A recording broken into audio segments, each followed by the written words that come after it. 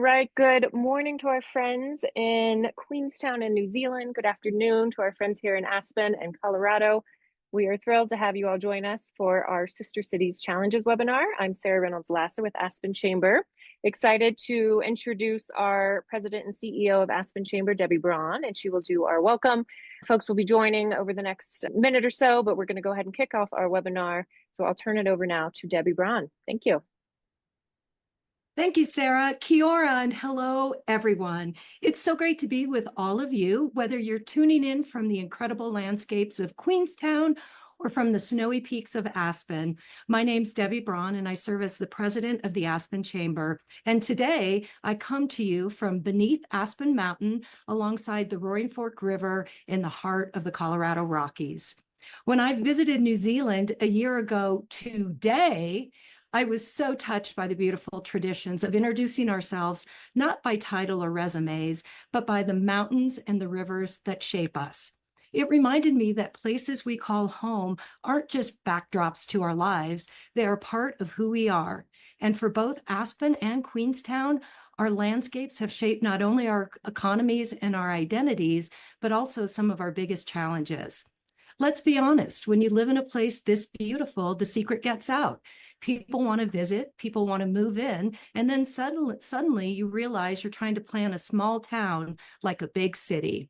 You're balancing workforce housing needs with limited land. You're trying to protect community character while allowing room to grow. And in our case, sometimes we're trying to do all of this at 8,000 feet with a ski boot in one hand and a latte in the other. But that's exactly why the Sister Cities Forum matters. We may be separated by oceans and hemispheres, but we're connected by our shared experiences as mountain communities, trying to build livable, equitable, and sustainable futures for the people who make our towns so special. Aspen is incredibly proud of our partnership with Queenstown, and these forums offer something rare, the chance to listen, to learn, and to swap not just success stories, but lessons from the trenches. Because let's face it, sometimes you really need to hear from somebody who really understands what it's like to plan housing around snowplows, tourists, and a housing market that occasionally feels like it's powered by unicorns. I want to thank our incredible panelists for being here today. Your expertise and perspectives are what makes this conversation meaningful. I'd also like to thank our partners in Queenstown, especially Christine and Pip, for always bringing warmth, thoughtfulness, and just the right amount of can-do Kiwi spirit to every collaboration. And finally, thank you for everyone who's watching, whether you're here as a community leader, a housing advocate, a planner, or someone who's just curious about how we make it all work.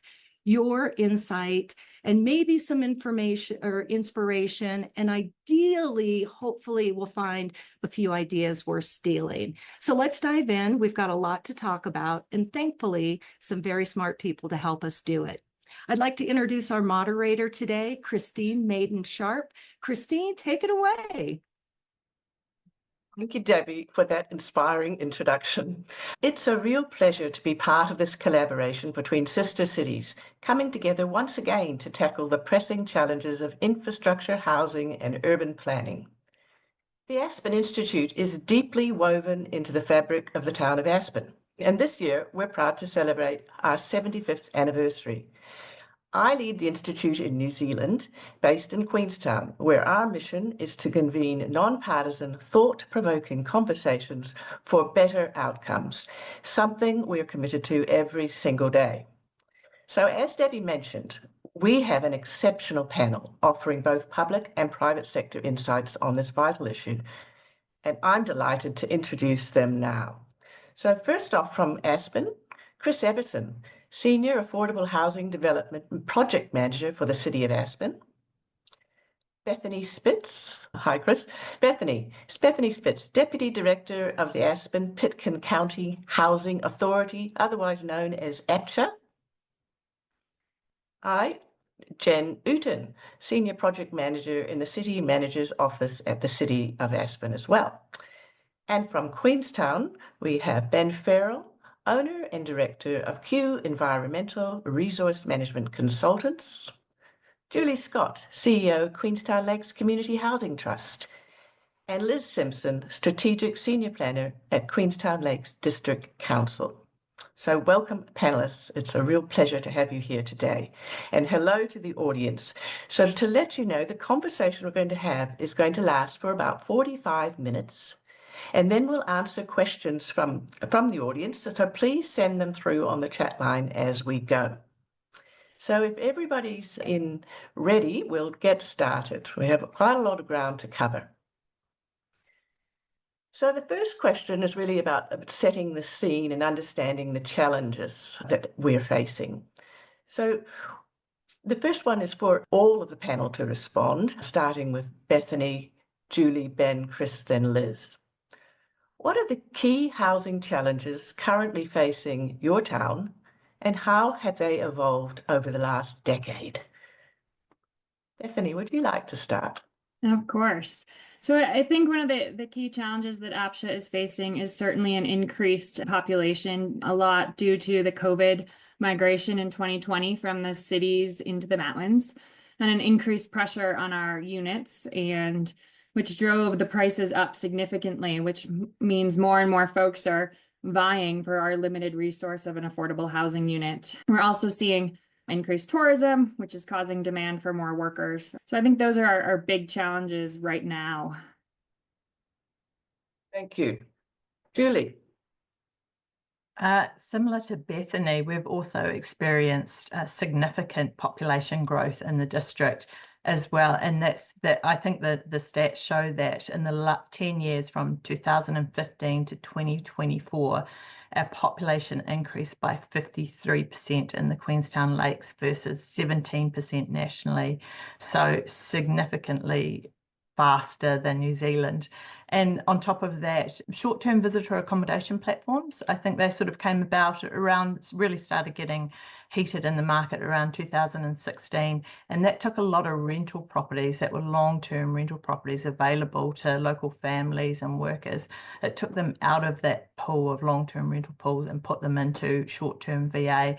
And that's had a really significant impact. Simply lack of demand or lack of supply has driven up demand. So, you know, we've gone from having probably 600 households on our waiting list about 10 years ago to now having 1,400.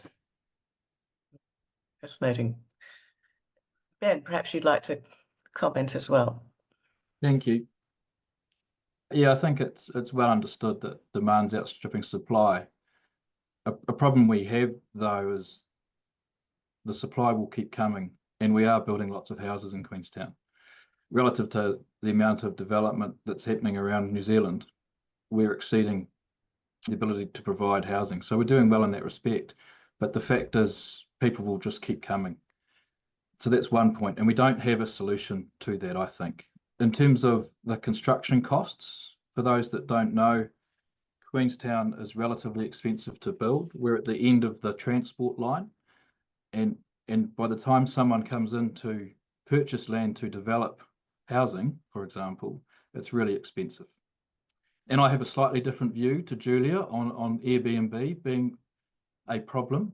We know it's a relevant factor, but we lack evidence in respect of many things to do with the issues with housing supply and how to resolve them. We really need to get a bit more intelligent, I think, about what are the problems, what are causing the problems, and then how do we resolve those? And I think that's where conversations like this and learning from international experience, we can posture those questions of what's happened overseas, and we can test these. Yes. Right. Yeah, this is probably just building slightly on both what Ben and Julie have said. It is about supply and affordability, and the problem really does lie because we've had very rapid population growth. On average, we know we're growing by 4.5% per year, compounding, and it's been like that since the early 90s. On a people basis, that's around 1,000 people per year that we get coming into the district to live. And we also know that we are issuing around 1,000 building consents per year as well. In theory, we should just be keeping up. Last time we had our census data through, which is quite recently, around 27% of the homes in the district are unoccupied. Half of those appear to be for short-term rentals, such as Airbnb, and the other half is sat completely empty. So people's investment properties or holiday homes. Then we add into that our visitor numbers. So on an average day, there could be up to half the resident population in visitor numbers. And on a peak day, we could have 2.5 times the number of residents. You put all of that together, we have a really constrained housing supply, we have affordability issues, we have seasonal and key worker shortages, and it's also adding to infrastructure constraints as growth basically continues to try and outpace supply. Thank you, Liz. Chris, would you like to give a summary of what's happening in Aspen? Thank you. Housing costs in Aspen started to become out of reach for local workforce some 30 to 40 years ago. So Aspen's been dealing with this problem for a long time, although as the cost of housing goes up, we're seeing that it doesn't go up linearly for sure. Like I recall when the median single family home price in Aspen reached some $2 million US. It wasn't long before it then reached 5 million and 10 million. And now it's above 13 million. And it seems to be going up faster and faster, whereas wages lag and don't go up nearly as fast. And so as time goes forward, the affordability gap doesn't get better, it gets worse. And so, and we're seeing this not only in Aspen now, but we're seeing this in a lot of the mountain resort communities here in Colorado. And they may be sort of behind us on that curve, but we're all sort of on the same path. As long as housing costs are going up at a rate greater than that which, folks' wages are going up, the problem's going to continue to get worse, not better. It sounds like both places are really facing significant pressures, and there is no silver bullet. I think we'll put that out there up front, but that's what this conversation is about, is to learn from what has been tried and what could be tried to make a real difference. So tourism is it a boon or a barrier to housing access? Both places are significant tourist meccas. So how has it affected housing availability and affordability for permanent residents, and how are you managing that tension? Chris, we'll pick up with you, I think, seeing you just finished off on the last one. What's your comment on that? In Aspen, we used to have an old saying that you come for the winters and you stay for the summers.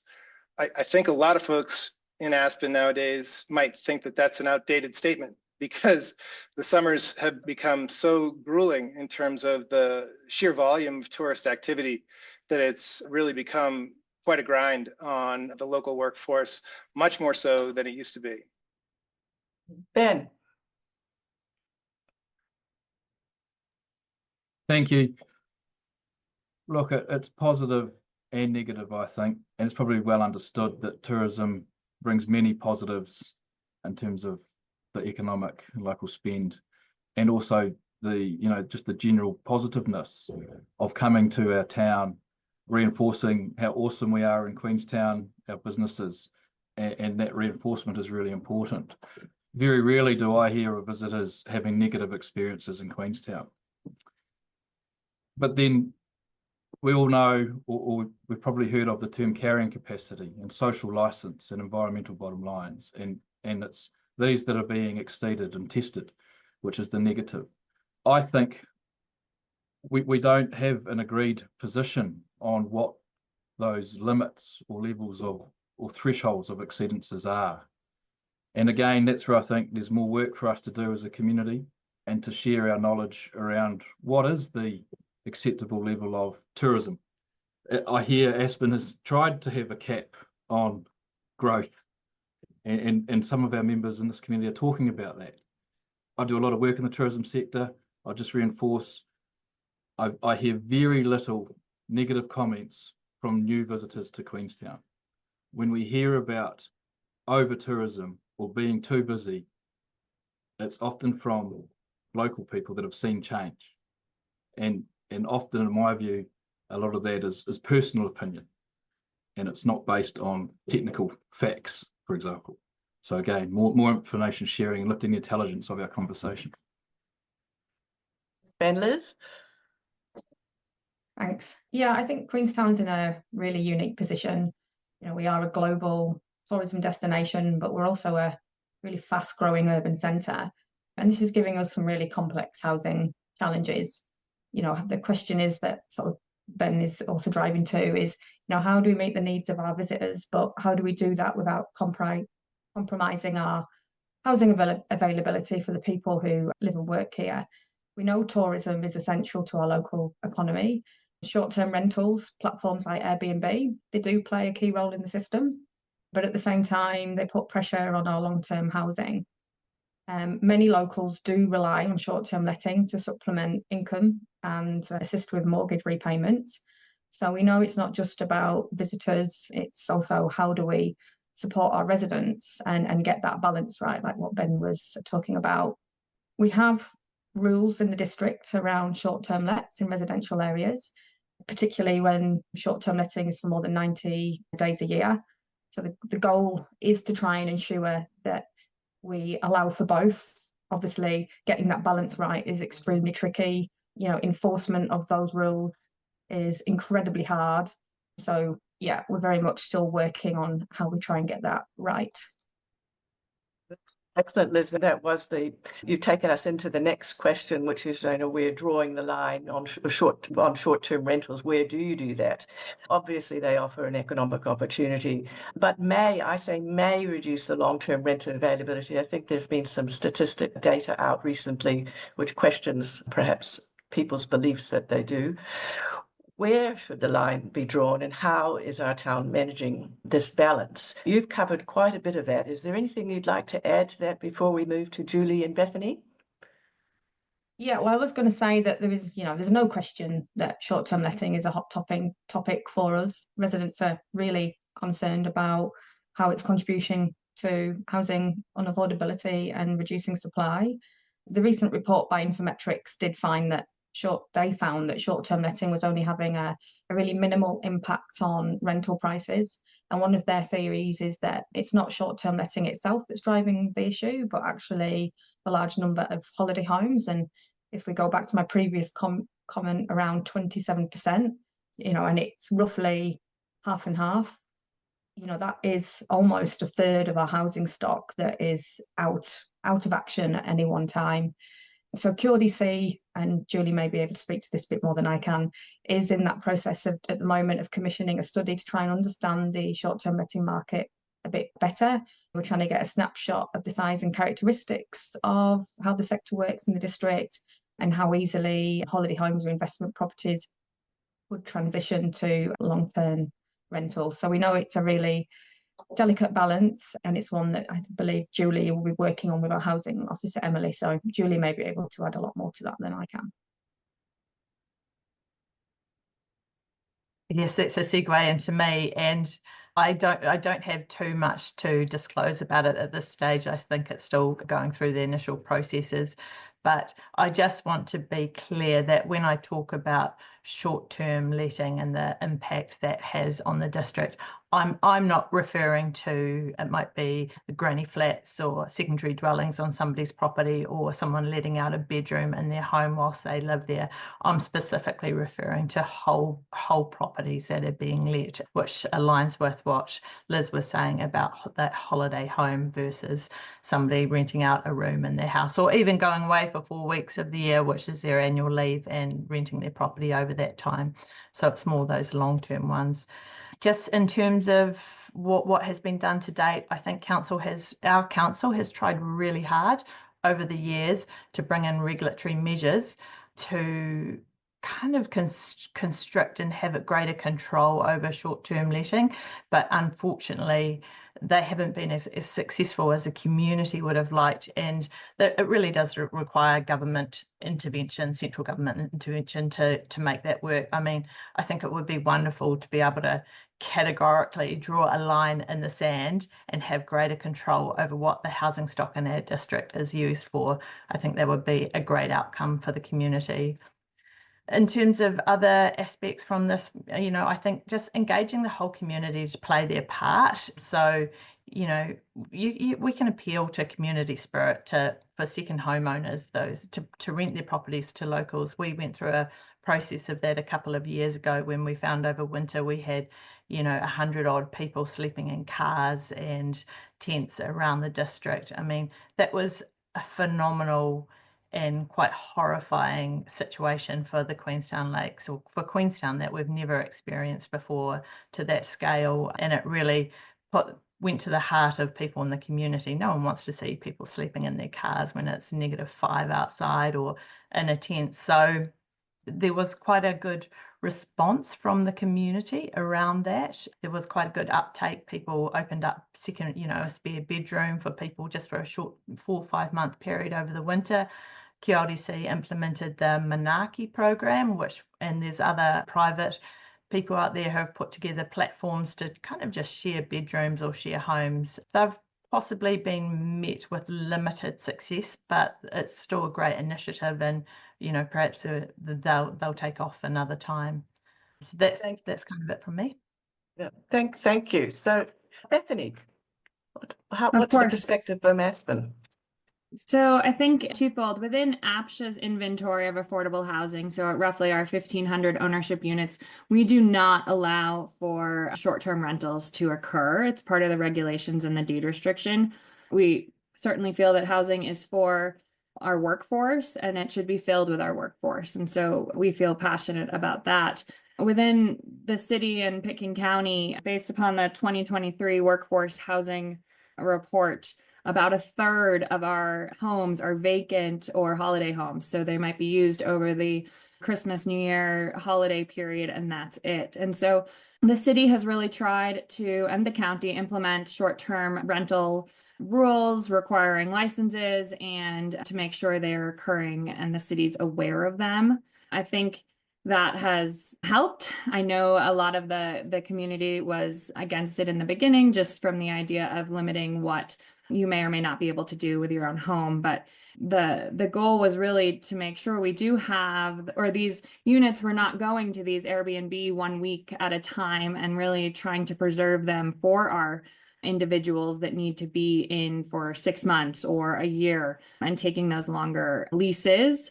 So I think it's twofold. The city's doing and the county are doing a great job, and then we've put in some regulations within our program. I think we've also tried to, I guess Aspen Skiing Company's tried to institute a tenants for turns program, where if you rent out a bedroom in your unit for one of their employees, they'll give you a ski pass for the winter. So we've been trying to fill up those bedrooms without short-term rentals as much as we can, in my book. Thanks, Bethany. I think we'll move to Chris to lead this question off. It's about essential and workforce housing again, what's working and what's not. So my question is, how are you addressing the need for housing essential and seasonal workers, and what models or mandates like Aspen's developer contributions offer promise? So Aspen has policies in place which attempt to incentivize the private development of affordable housing. Some of those policies and programs were somewhat successful years past, but one of the things that we find is that as the affordability gap grows and grows beyond a certain threshold, those programs start to become less and less effective.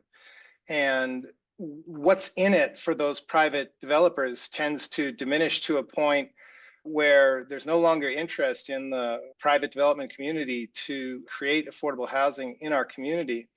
And so the government has had to take on a large piece of that. One thing that has worked is that, a long time ago, folks who came well before us put in place some financial resources for affordable housing, such as a real estate transfer tax and a sales tax that are collected by the city of Aspen and then dedicated for use in the creation and maintaining of affordable housing. And so because those things are tied to the economic activities, such as the costs of residential property and sales taxes, they too increase. And so those revenues have increased over the years, and the city of Aspen has been able to use those resources to develop affordable housing as the city of Aspen, and also hire private developers to develop affordable housing on our behalf. And so right now, the city of Aspen is looking to work with a private developer wherein the city of Aspen will be funding a significant contribution of a new affordable housing development of about 277 new affordable housing units. That's a significant contribution. Julie and Liz, would you like to comment? Yes, just to be clear, the 1,400 households who are currently eligible on our waiting list aren't seasonal workers, so they are long-term residents. They all have residency status. So we don't actually, our trust doesn't deal in worker accommodation, short-term worker accommodation, but I guess I do have some observations from it over the years of just watching what's happened, and I think it seems to work in swings and roundabouts. So when demand reaches a tipping point, private developers do seem to step into that space and build worker accommodation. One example we have in Frankton is 1 Hanson Road next to the BP there that's happening, and that's really, really positive, I think, for the worker accommodation. And also big employers start looking to provide their own house. So in the last couple of years, we've seen some of the big employers in town buying up backpackers and hotels, and also taking on head leases of private rental properties and then giving them to, they may have 4 or 5 employees in those homes. So the Chamber's actually, our local chamber has started recording that metric to better understand what employers are doing in this space so that we can, have a really good understanding of it, which I think is really helpful. Excellent. Liz, any comments? Yeah, and like Julie says, it's possibly not specifically or specific to seasonal workers or essential workers, but we do have a range of policies and a strategic framework that's in place to try and prioritise affordable housing. So if we can get some affordable housing, theoretically, you should then have housing for all members of our district, which includes seasonal and our essential workers. So we have the QDC Housing Action Plan and we have our spatial plan, and both of those explicitly identify worker and affordable housing as a key priority for the district. From a planning perspective, we also have the proposed district plan, and that enables high density developments in certain areas, which again is there to help support more diverse housing stock, including those smaller and more affordable units. And more recently, QDC became one of the first councils in New Zealand to try and propose some inclusionary housing provisions in our district. So this was around seeking or requiring developers to contribute either land or money towards retained affordable housing. We have done that before with some plan changes, and also when we did our special housing areas, and they all contributed somewhere between 5 and 10%, and we found that really valuable. However, putting this proposal through our planning legislation, the Resource Management Act, we did know that it was going to face some really big challenges. And unfortunately, that came through the hearings process. The panel concluded that inclusionary housing may not be the most appropriate tool under the current legislative framework, and they recommended further evaluation basically of other alternatives. So that includes using development contributions under our Local Government Act, partnering with central government and community housing providers, which we're already doing, looking at targeted rates and addressing sort of our residential visitor accommodation more directly. Then that's our short-term letting. Although I would say they're all things that we have been doing to date, and I would say also with kind of limited success. But so while that pathway remains really uncertain for us, our commitment to enabling affordable housing remains really strong. So work is still actively underway to determine what those most effective tools will look like for us. I'd like to pick up on that. Keep talking about affordable housing, how enforcement and maintenance, how we can keep it sort of functional and fair. So affordable housing isn't just about access, it's about quality and fairness. So how do we enforce the rules, maintain the standards of the housing and keep homes in the hands of those who need them. I think, Chris, you alluded to over time, sometimes the efforts or the regulations that are put in place wane, or the impact of them. And I know that this is something that people have discussed quite a bit. So as people age in place, they hold on. So I thought, Bethany and Julie, you'd like to comment about this. Thank you. Sure. So APSHA has deed restrictions in place on all of our ownership units, which sets a controlled price increase annually. Usually it's around CPI. And that deed restriction on top of the APSHA regulations has a set of rules and requirements, such as sales standards, to ensure that when our units do turn over, they are kept up. We have capital improvement policies in place allowing owners to make repairs or improve their units and to recoup that when they go to sell a unit down the road. We also allow for any health and safety improvements to be added on. Those things, in theory, are keeping our units in good shape. We certainly have added some grant programs recently where we're giving out money to any sort of emergency repair. So if someone's hot water heater goes out, or they need new windows, or they have a mold issue, we will step in and help if they don't have the funds to make those repairs. From a compliance standpoint, we have one staff member who focuses on compliance day in and day out, and they are really responding to any complaints that we receive about individuals either not working in Pitkin County or living in their units. We have random audits so that we can ensure that folks are following our rules, as well as we make our owners go through a biennial affidavit. So every 2 years, they're required to attest to the fact that they're still living in their unit, they're still working, and that requires them to submit pay stub and the most recent year of tax returns, just really trying to ensure that our units are being utilized correctly by individuals that are following the rules. As we've all been talking about, it's such a short supply. That's the only way we can do it. Thank you, Bethany. Julie. Yeah, I guess there's a couple of things going on here in terms of that enforcement side of things. Liz spoke to inclusionary housing, and I just want to highlight that the key aspect to this inclusionary housing process that we've used over the last 21 odd years, or value capture, whatever you like to call it, is around a retention mechanism. So around 2018, we agreed with our council, who facilitates the land contributions to our trust, that we will retain all land that we receive in this process in perpetuity. So that really changes the landscape, if you like. Suddenly we're saying we're going to hold on to these, we're going to receive the land, build on it, and then hold on to it forever. And that's, I think that really brings in good community buy-in, and from the developers as well. If they're having to transfer this land to us at nil cost, they want to know that it's going to be held for the community in perpetuity. So I think that's a really important part of the enforcement side of it.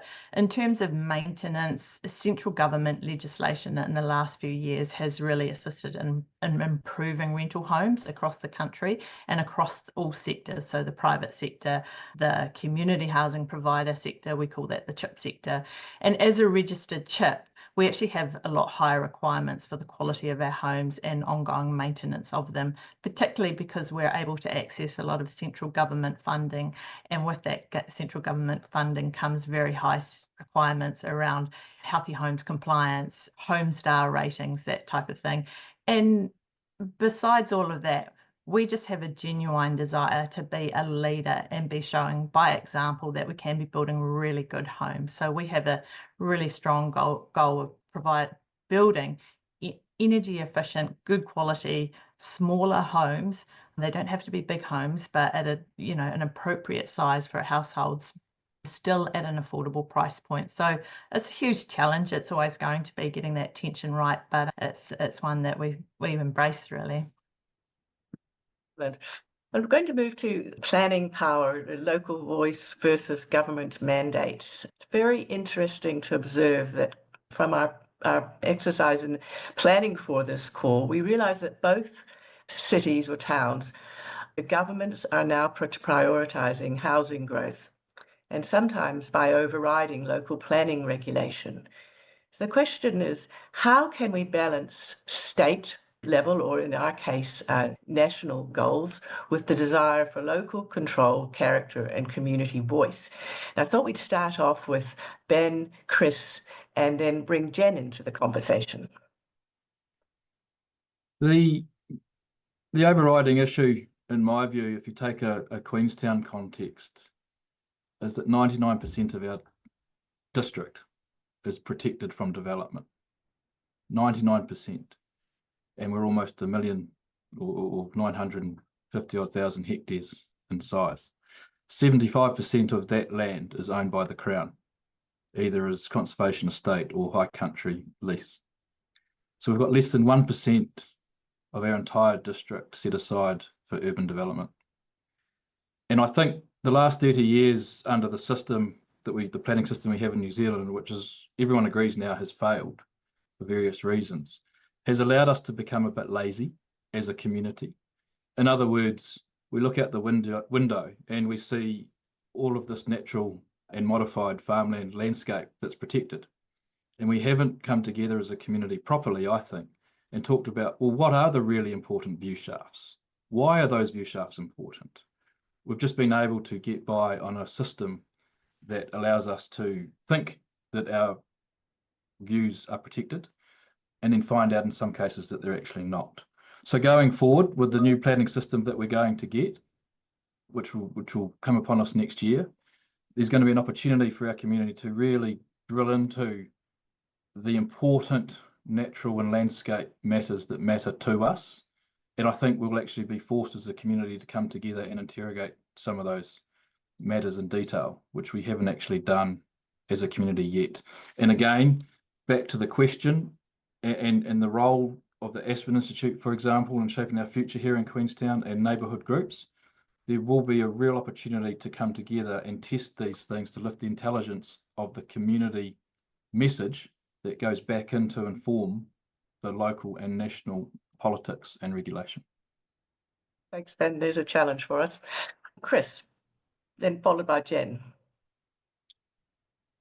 The economic forces that have created the affordable housing crisis in Aspen, Colorado, have been at work for so long that the folks who live and work in Aspen now at this point have a long tradition of supporting affordable housing in the local community. There are opposing viewpoints, of course, but the majority of folks have long supported the creation and maintaining of affordable housing in the community. There's also a sense of that, the affordable housing and the population that lives year round in the affordable housing tends to add resilience to the local economy, tends to add character to the local town, and tends to have a lot more folks, living and working in the town year round than otherwise would be. And so most of the affordable housing that we do have available in Aspen is occupied year round by folks who live and work in Aspen. And so there's long been this recognition of the need for affordable housing in Aspen and sort of the community building characteristics that provides for the town. But now more than ever, there's also recognition at the state of Colorado level of the need for affordable housing throughout the state of Colorado, and in particular in the mountain resort communities. And so we're seeing more state level funds becoming available than ever before for the creation of affordable housing. And we are making every effort to participate in seeking to apply for those funds to augment our resources. There are times when the regulations related to those state funds may differ slightly from some of the local regulations related to our affordable housing. Our affordable housing program is so long-standing. There are a lot of legacy regulations that don't line up well with the state requirements for some of the funding, but we do find that we're able to sort of amalgamate those together in a way that has worked for us over time. So there is a higher level of recognition at a broader level than ever before for the need for affordable housing, not only in Aspen, but in the entire state of Colorado here. That's encouraging. Jen, would you like to comment? Sure. Hi, everyone. One of the things that I would build on what Chris said is that there are more resources coming from the state. There's also pressure from the state. The state legislature is looking to try to preempt local zoning control in some cases to increase the amount of housing that's being built. And I think Aspen is, as Chris mentioned earlier, we might be a few years ahead of the curve in terms of how expensive things have gotten. And so we have really been encouraging the state to consider the need for deed restrictions when there is this idea of increasing housing that's being built, because we want to make sure that it stays affordable. The other thing that on the national level for us is that we're seeing support from the national level of converting some underutilized federal property for housing. So we have a Forest Service administrative site here in town where the federal government is now allowing for those types of properties to be redeveloped to support housing. So we see both kind of the regulatory piece wanting to kind of force additional housing to be built, but also kind of the support for lands to be converted into housing that supports the local economies and local anchor institutions. So both sides from that lens. Excellent, Jen. Bethany and Liz, would you like to comment? Followed by Liz. I don't think I have anything else to add. Jen and Chris did a great job from the Aspen side. Okay, Liz. Thanks. Yeah, we're absolutely seeing the central government taking a more active role. One of the examples of this is something called the fast track consent process. So it's basically a top-down tool, which is there to address national housing shortages and our housing affordability issues. But they are and will continue to introduce a lot of tension, particularly between developers, our local council and our communities, who are all trying to manage growth whilst kind of trying to preserve our character and maintain that local decision making. I think the answer is probably in and around trying to find the right balance. We obviously need really clear national direction, but there should be flexible local delivery. We do have an approach like that already, I think, and that's our National Policy Statement on Urban Development. It sets things like housing targets nationally, but then it is up to local authorities to have discretion over and where those targets are met. I think that's quite critical because it then acknowledges that every community is different with its own constraints and opportunities. I also think spatial planning is really central to getting this balance right. It gives councils and the communities the ability to plan for growth in a way that reflects our local context. So it takes into account our infrastructure capacities, our constraints, our environmental limits, and also what our community aspirations are. And then it also manages to line or land use planning alongside our investment priorities. So that's really key, I think, to ensure that we're not just unlocking land, but making sure that we're delivering what we call well-functioning urban environments. The government does recognise the importance of spatial planning and those RMA reforms that Ben mentioned earlier. They're expected to make regional spatial plans a statutory requirement for each region. These plans are to help us focus on identifying our future urban development corridors and areas, prioritising zones of public investment and mapping out our existing and planned infrastructure corridors. So if it's implemented well, I think spatial planning could be that bridge between the national urgency and the local nuance. Because at the end of the day, I think all of us want to help deliver more homes and faster, but we want to do that without losing the essence of what makes our communities, livable and distinct. Thank you, Liz. I'd like to move on to community engagement, participation versus impact. You've both invested in engagement, surveys, forums, town halls, yet many residents still feel unheard. How can we build trust and show that the community input leads to meaningful outcomes? So I thought we'd lead off with Julie, then Bethany, followed by Chris and Ben. Oh, thank you. Yeah, I think that continuous engagement is really important. Forums like this are excellent. There's all types of general public forums that can take place. We spend a lot of time talking to local community associations and other community groups just to help residents understand what we're doing, and not necessarily for them because they may already own their own home. So housing isn't necessarily an issue, but perhaps for their employees or for their children. We're starting to see that a lot more. So I think just that as an ongoing piece of work is really critical, and it helps just build our brand. And unfortunately, it does increase our waiting list but that helps demonstrate demand and paints a clearer picture of what the demand and the issues are in the district. Our local chamber is also really great at being a conduit for the business community and facilitating excellent sessions, such as they did a housing series a year or two ago, and really anything topical, they're on top of that. So that's great. And they play an important role, as does councils. And councils perhaps making submission processes really easy and user-friendly. I think our local council does a really good job of that as well, and that's critical as well. So that's my thoughts. Thank you, Julie.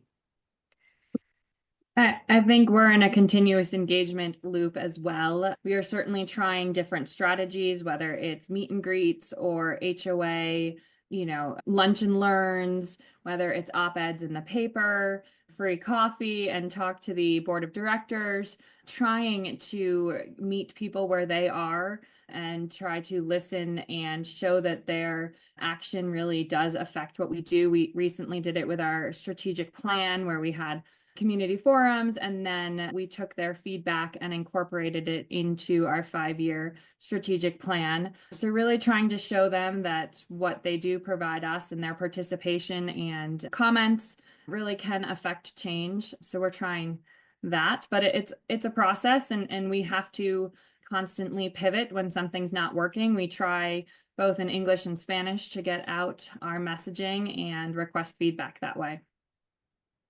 Excellent. Chris, then Ben.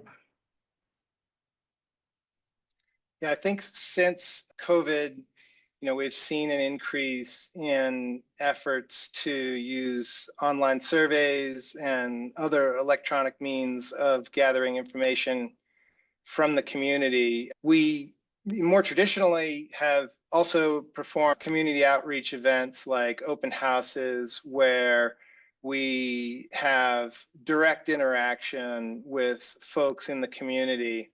And to be honest, those are my favorite types of events, where we get to interact and have the opportunity to hear from folks in the community who are trying to make a positive difference in their community. Mostly folks just want the opportunity to live in well-designed, high-quality facilities that provide people with a sense of livability, a sense of community, places where folks want to stay, not places where folks will just want to live short term and leave. And so, the effectiveness of those, there are people who show up and simply complain, and that just goes with the territory. But the feedback that we receive from most people is quite earnest. And in my view, that's really the key to an effective outreach campaign is, the timing of that campaign and the intent of that campaign should be earnest in, its aim to truly bring feedback from the community into the process. And I feel that this is a great opportunity for our elected officials and folks who are at a higher level in the community to be able to provide leadership and champion projects and affordable housing in general. And so I do hope that we continue to be able to have that face-to-face interaction with folks, along with the more new methods of engaging with the community as well. Thank you, Chris. Ben, do you want to make a quick comment? Sure. And look, just to reinforce it, it is really important, and it's not easy around consultation and engagement. It's just not easy. And look, I disagree with Julie off the bat that I don't think Council in Queenstown has done a great job all the time around community consultation, particularly around managing areas for growth and landscape management, for example. But again, they do the best they can operating in the tools that they have. There is information overload. It's expensive here. It's litigious. And I know for a fact that many of the people that I advise are just not able to keep up or keep on top of the process. In saying that, the system is going to change here in New Zealand and in Queenstown. And I just go back to the earlier comments, and I agree with Liz here around the role of spatial planning, that we are going to have a bit of a reset around the future, the spatial future of Queenstown. And I go back to my earlier point around how do we lift the intelligence of the community and its ability to participate in the conversations to be more effective.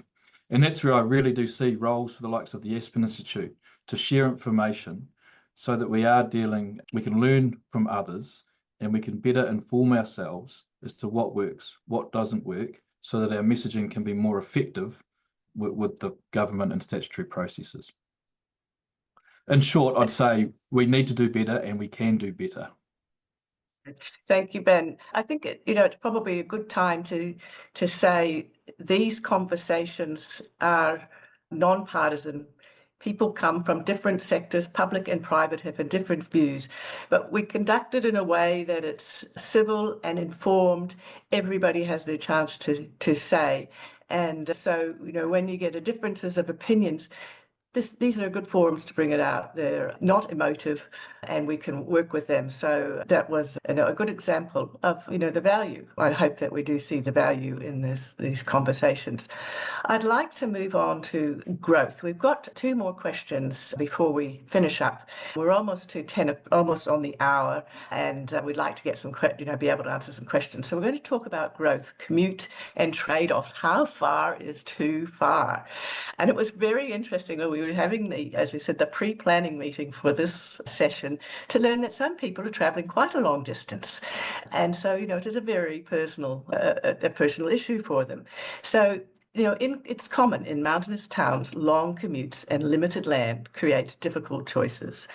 So what's an acceptable trade-off? And how should we think about growth regionally versus locally? And I'd like to start off again with Chris and Bethany and Jen to comment on this one. Thank you. Thanks. Caught me off guard a little bit there. Right. So, there have been some groundbreaking studies in recent years which have shown that commute time can be one of the largest factors in the ability for low-income families to move up the economic ladder. Years past, Aspen really focused on creating affordable housing within Aspen's urban growth boundary, which is not far beyond the city limits. And yet, I mentioned earlier, for example, that we are working on a new affordable housing development that's on 11 acres of property. That's about 3.5 miles from downtown Aspen. And the city of Aspen has made a commitment to provide fare, free transit on 30-minute intervals to and from the new development, 365 days a year until the end of time. It's an enormous commitment. And so I feel like we have folks who commute 50 miles, 70 miles. That's one way. And it takes up large amounts of their time and really has an effect on their ability to spend time with their families and undermines their lives entirely. And so I feel like, how far is too far is almost a question that it's necessary to tie, affordable housing and transportation together, providing folks with transportation alternatives, be it low-cost transit or no-cost transit, or via the use of bike share programs or other programs that provide folks with some amount of mobility so that we can ease the burden on those families and really make them more productive members of our community, more productive workers for their employees, participating in community activities rather than simply spending all of their time commuting long distances. And so Aspen has made a lot of efforts to try to continue to tie those programs together. Excellent. Bethany. I'll add on just a little bit and then we'll pass it to Jen, but I do think it is a regional issue that we've been working on with bus passes up and down the valley, and how far of a commute is too far. It is a personal issue, and it also limits time that you get to spend with your family. And so we certainly are seeing folks turn down jobs that are highly qualified because they cannot live close to their place of employment because they can't access that housing. And so we certainly need to factor that in and always consider the transportation as we move forward.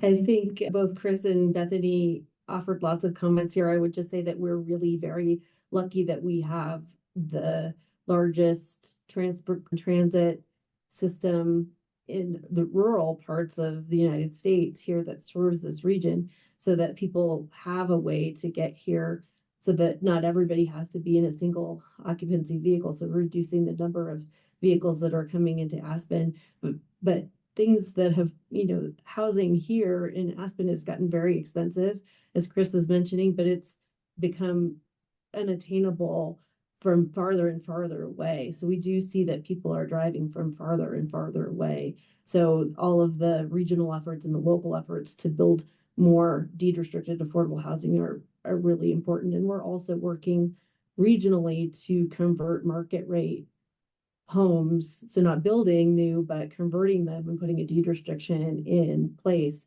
so that we are tackling the problem from lots of different ways. But deed restrictions are really one of the ways that it's helping to solve the problem, both in Aspen and then in the larger regional context, as Chris mentioned, as far away as 70 miles away. Julie, then Ben.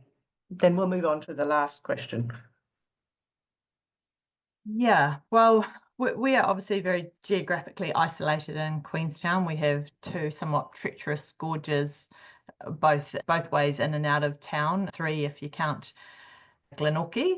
And this is not particularly conducive to appropriate housing for workers if you're talking about those long distances, particularly in winter. It's not great for the planet, and it's also not great for their wallet. So yeah, that it's not a good solution to have people living in the outer suburbs, if you like, of Queenstown. We'd prefer them to be able to live locally.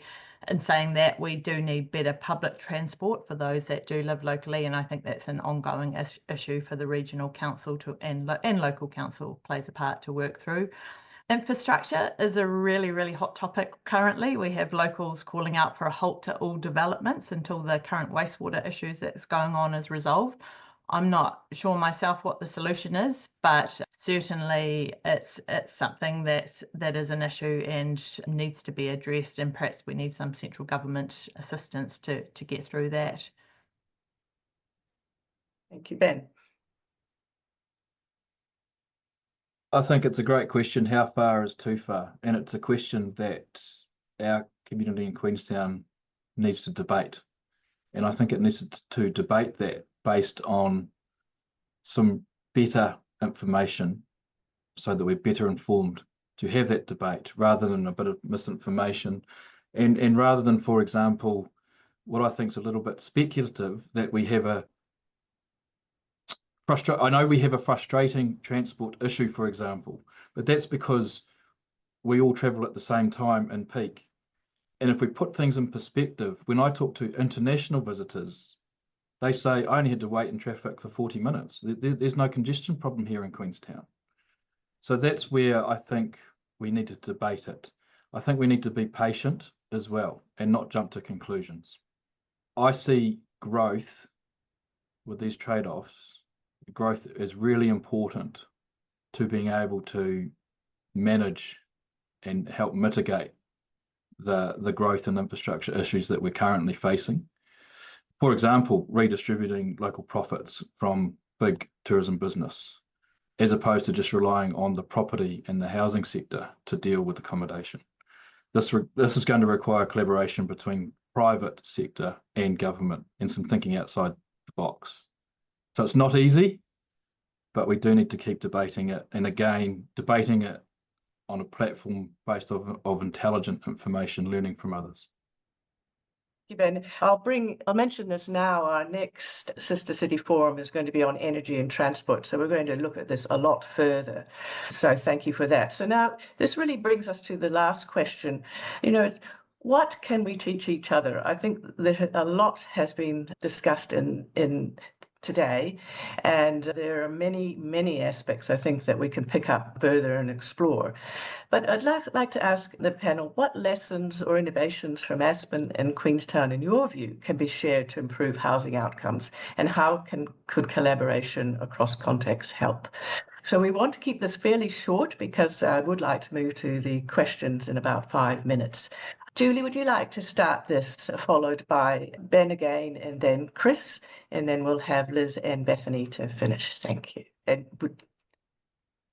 Sure, I'd like to look further at Aspen's tools which encourage developers to provide more seasonal worker accommodation, such as Chris was speaking about the central government sales tax implemented specifically to develop affordable housing units. So I think Aspen has a lot more levers that they can pull to then provide affordable housing. And just looking at those, and some may be applicable to us, some may not, but certainly to understand other options and what other organisations around the world are doing is a good start.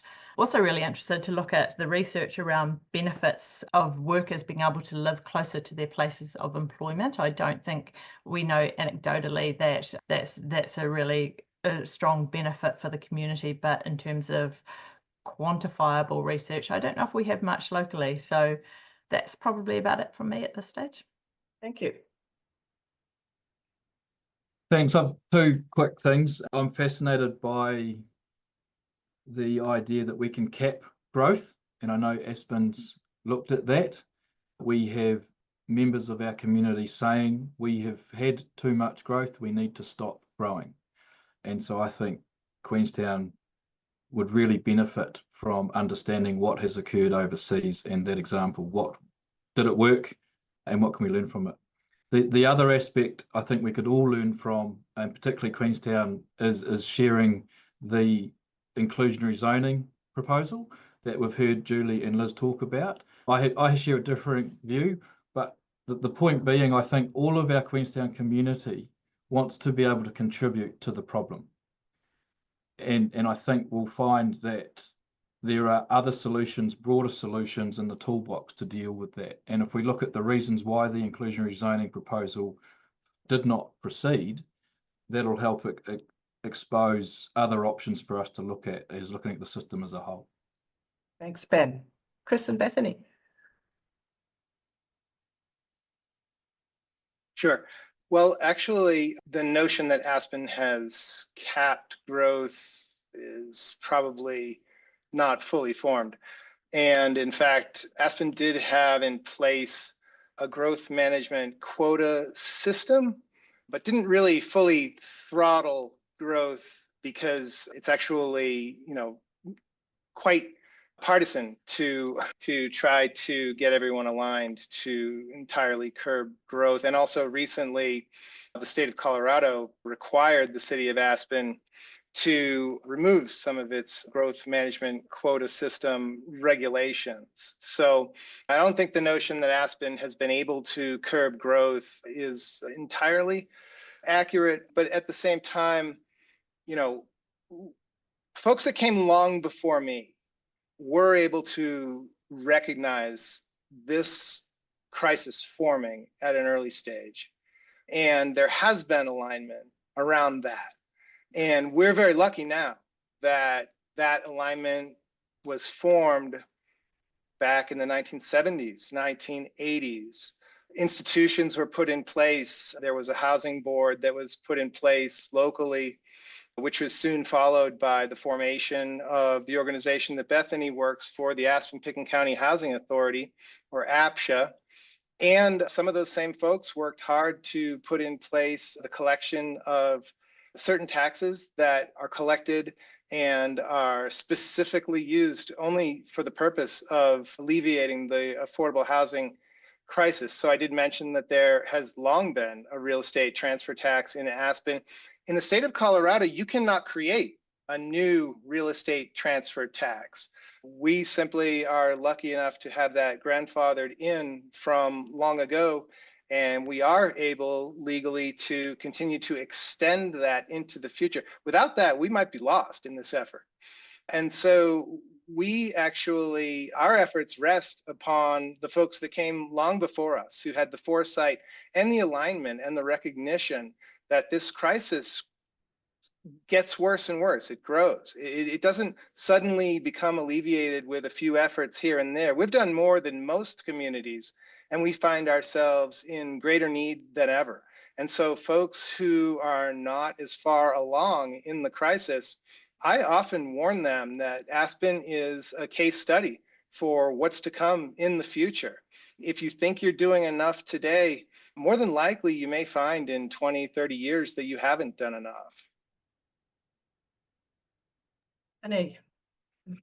And I will quickly add that I think, we have been around a while, as Chris alluded to, and so we are a maturing program or an aging program, and we have a lot of lessons learned from what has worked and what hasn't worked. But we certainly love an open dialogue, because seeing what folks are doing anywhere is helpful for us as we start to look towards the future and see, hey, what programs is working for you, and will it work for us here? Certainly, we have similar communities, and so that idea for an open dialogue and continued communication, I think, is great, and what I look forward to. Jen, do you want to say something just before Liz finishes up? Thank you. Yeah, I think Aspen and Queenstown come from really quite different planning and legislative backgrounds, but we also really clearly are grappling with exactly the same kind of issues. So I think moving forward, it's just continuing to collaborate like we do, share insights, what research we're going through, what ideas we're trying to test, exchanging what we're coming up with from a problems and a solutions angle. And hopefully, that can only sort of strengthen our ability to respond effectively in the long run. So I think there's a lot we can learn from each other. It's just got to be tempered by the fact that we do sort of live in quite different planning and legislative areas. Would you like to say anything, Jen, before we move to the questions? You're still on mute. No, okay, right. All right. Well, that brings the panel discussion to a close, and there is certainly a lot to digest in this discussion, and it's obviously not finished. But I want to move, we've got a few questions here, and I'm going to go for sort of a fairly broad one first.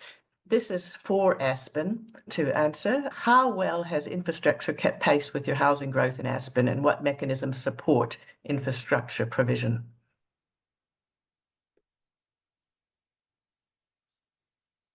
Chris? Yes.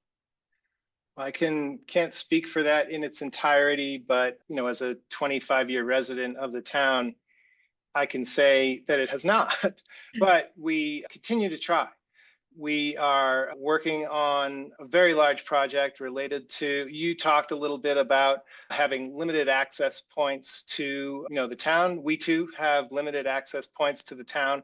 In fact, in winter months, we only have one access point to our town, and it is often choked with congestion that can last up to an hour. And that can be folks who are experiencing tourism activities, but that's also folks who are trying to get to work, be they working in the tourism industry or be they working in the construction or maintenance industry.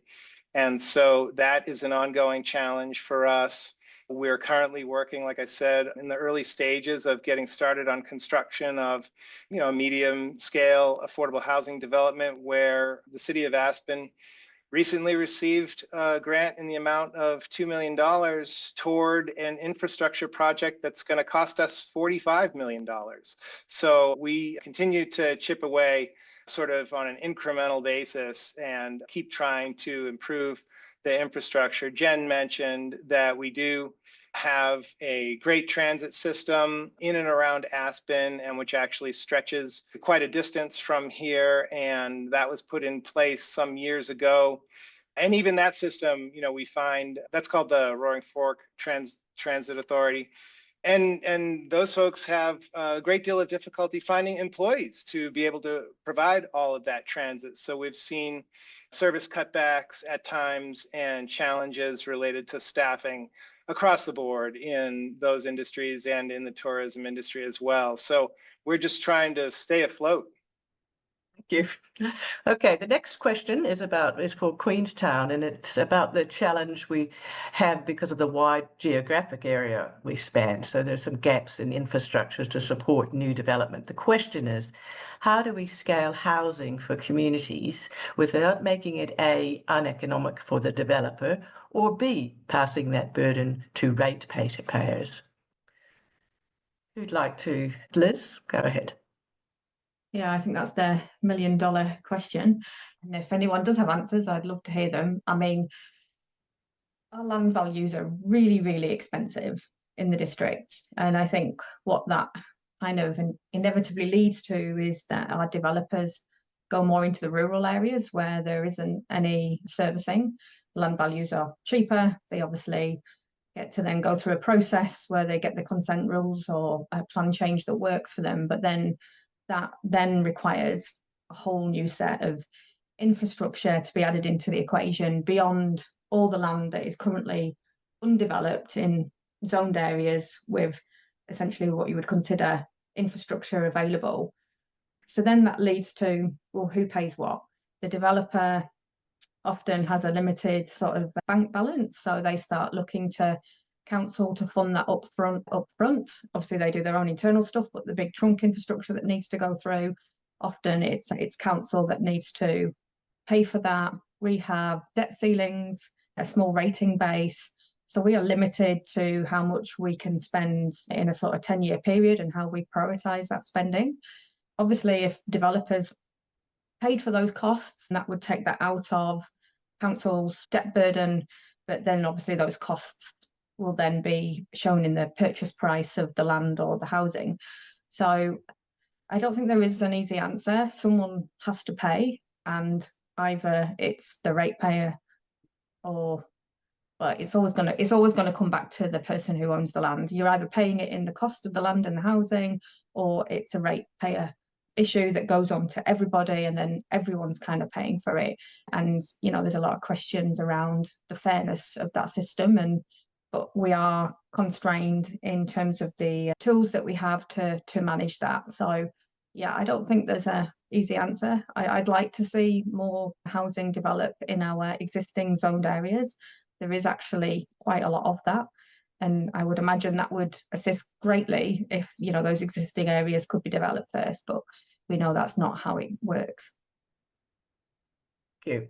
Ben and Julie, do you want to say something quickly? We're down to the last 10 minutes. Yeah, just quickly, I think to add into that increasing density is a really important factor here. So going up rather than going out is one thing that we should be looking at more seriously. Someone's already asked about why isn't there more high density housing, residential housing in Queenstown, and the answer to that is, to my mind, is that it's really, really expensive. Once you start going above 3-4 levels, you now start needing to put in lifts, and it gets really expensive for the developers.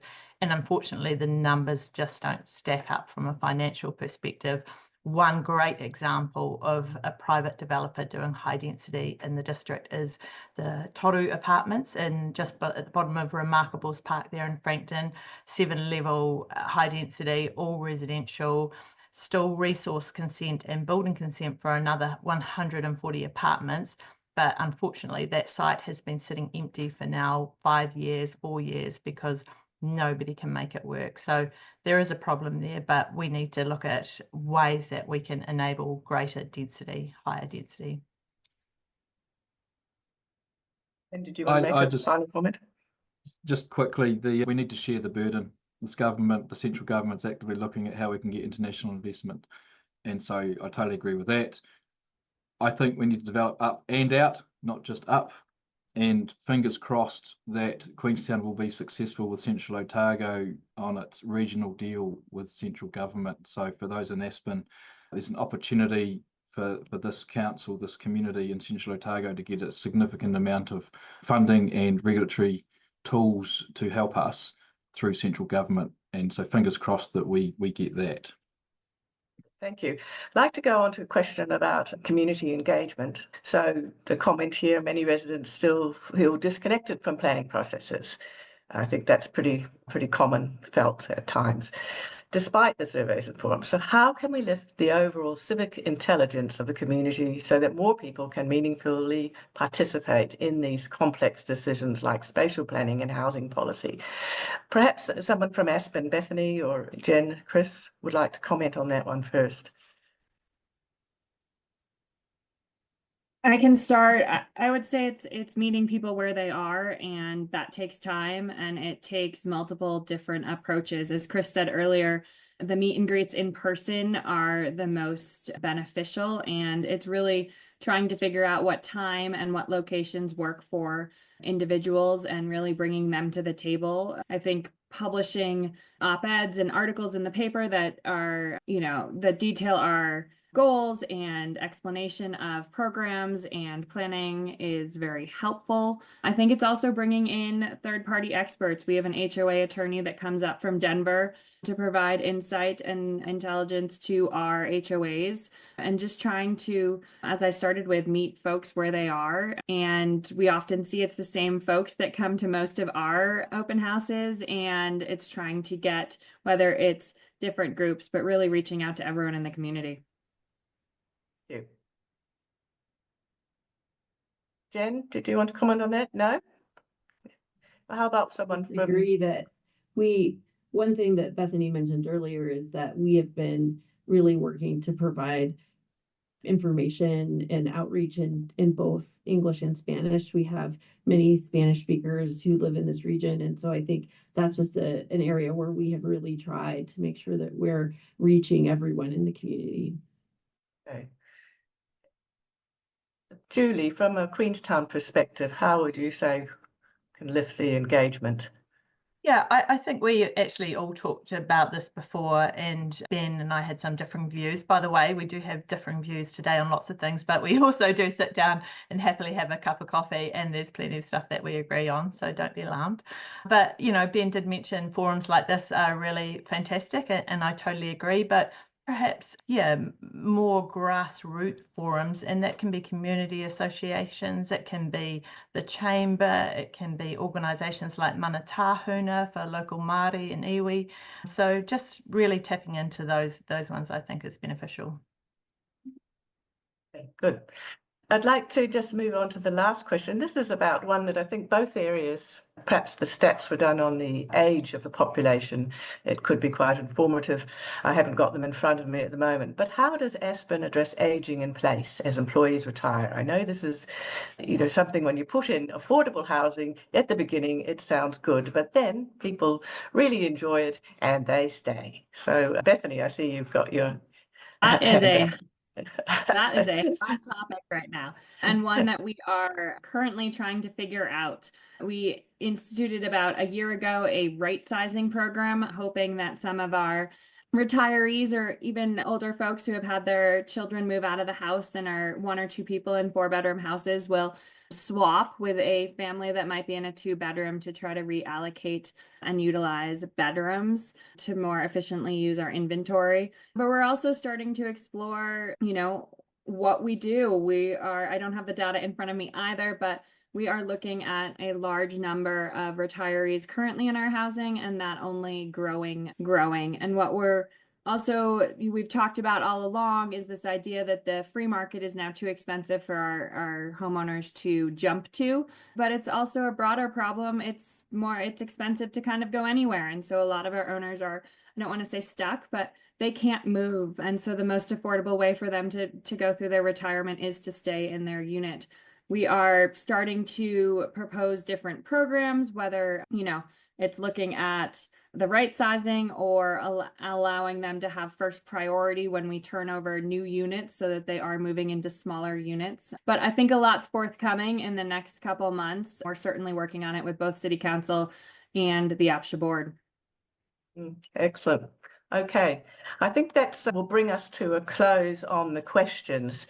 And what I would like to say, I mean, really give a round of applause to these panelists. It's been a remarkably candid and robust discussion, and obviously the discussion is not over. There are a lot of leads from this, which I hope that both communities pick up and run with. And I also hope that we can continue the dialogue in a civil and sort of informed way. There's a lot of data helps, facts versus anecdotal evidence, I think is very important. Aspen and Queenstown, face persistent demand outpacing supply of house, demand for outpacing the supply of housing. And this forum hopes to address that so that you can absolutely make a difference, positive impact on outcomes. That's the goal.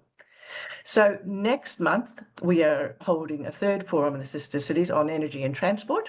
And that's about energy continuity, sustainability, as well as all the issues about transport, air and ground. So we're really looking forward to that. And it would be remiss not to thank all the people who've been involved in this discussion. Sarah Reynolds-Lasser from Aspen Chamber has been an absolute mainstay in bringing this together. So I'd like to thank her personally. But with that, I'd like to thank both chambers, Debbie Braun, Aspen Chamber, as well as Queenstown Chamber, the City of Aspen, the Queenstown Council, Destination Queenstown, and my staff and team at Aspen, New Zealand. And Ben for stepping up and being the lone voice from the private sector. Not an easy thing to do. But thank you, everyone. It's been I hope you found it a very worthwhile exercise.